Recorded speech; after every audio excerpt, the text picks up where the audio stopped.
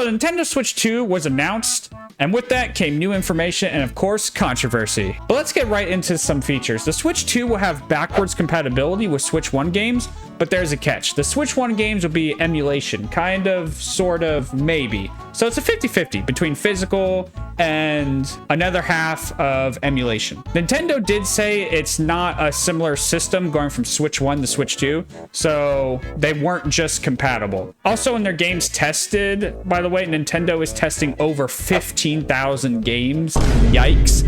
But some of their games did not work. Hopefully they get these games to work. Some games to note that weren't working were Doom and River City Girls 0.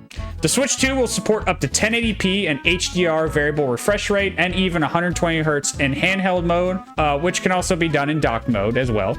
They also announced 4K support in docked mode, which as soon as I heard that, the first thing I did was get out of my chair and look very closely to the light and edges where there was movement. And in the games, I called it's using DLSS. However, though, they are using a NVIDIA APU for the console that looks to be using NVIDIA's new DLSS 4, judging by how it looks from what I'm seeing.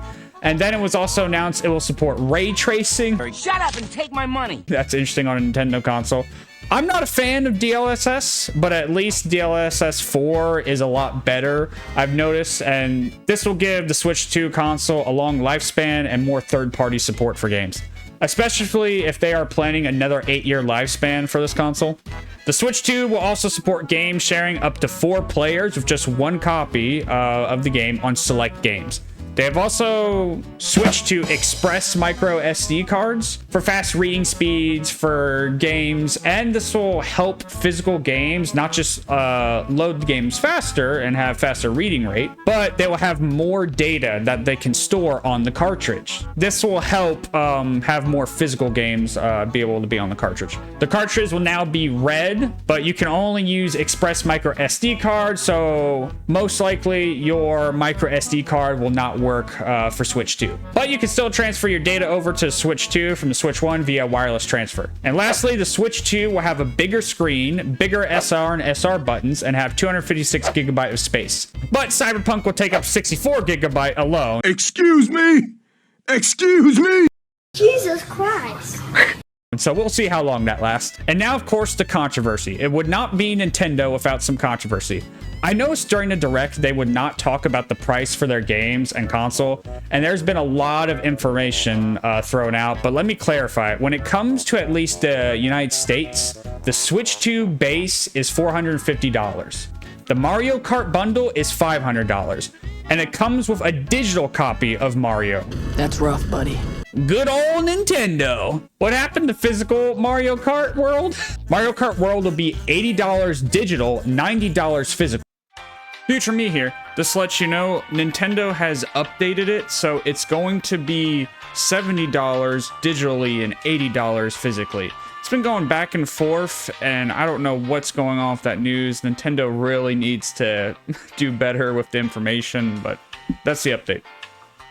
Cool. And the Switch 2 Zelda games will be $90 physical for Switch 2. And they don't come with the DLC.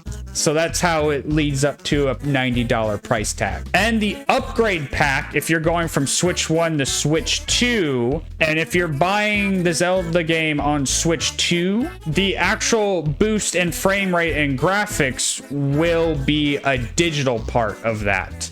So you'll need to be online for that. Why? Nintendo, what are you doing? Other Nintendo games like Donkey Kong will be $70 digital physical.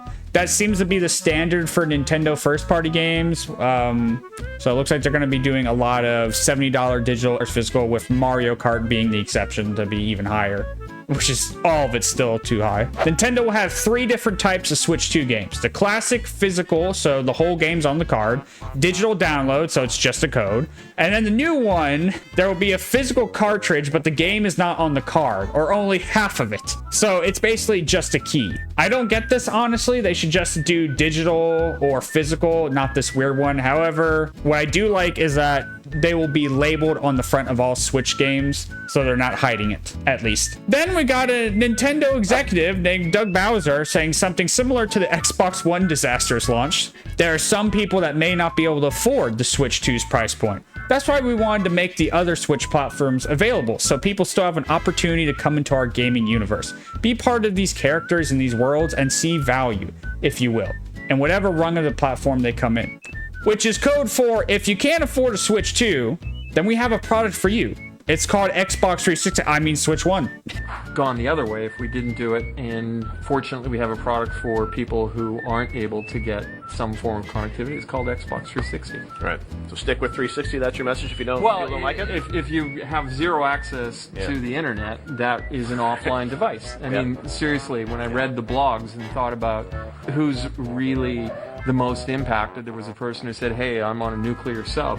Right. And I don't even know what it means to be on a nuclear sub, but I've got to imagine that it's not easy to get an internet connection. It's a bold strategy, Cotton. Let's see if it pays off for them. That was a horrible start to this pricing controversy, especially since these will now open Pandora's box for other companies. We might even get the $100 GTA game. However, this will just give more powers to indies like Schedule 1, which also sold more copies than AC Shadows for what I have seen. By the way, don't believe this 1 million, 2 million, 3 million players thing. Give me the data.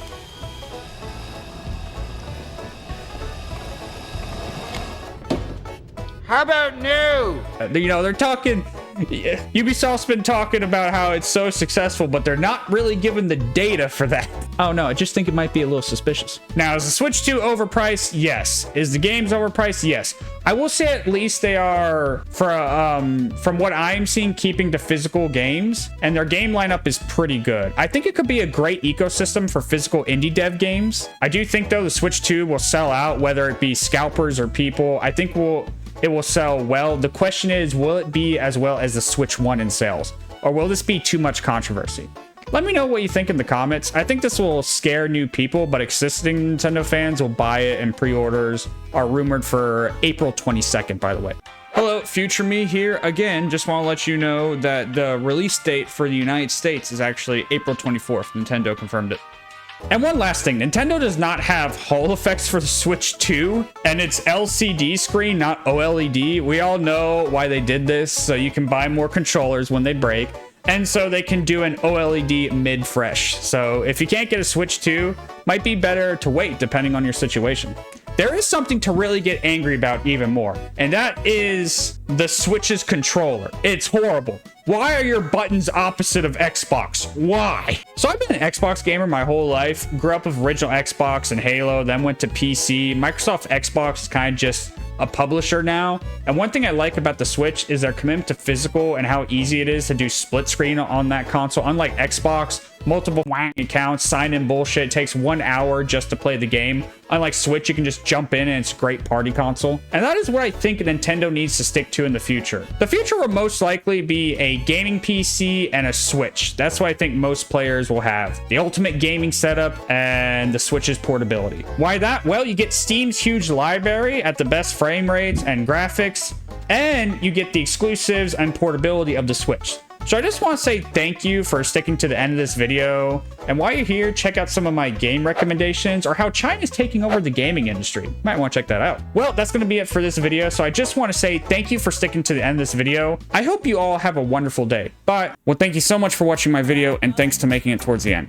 While you're here, why don't you hit that subscribe and like button?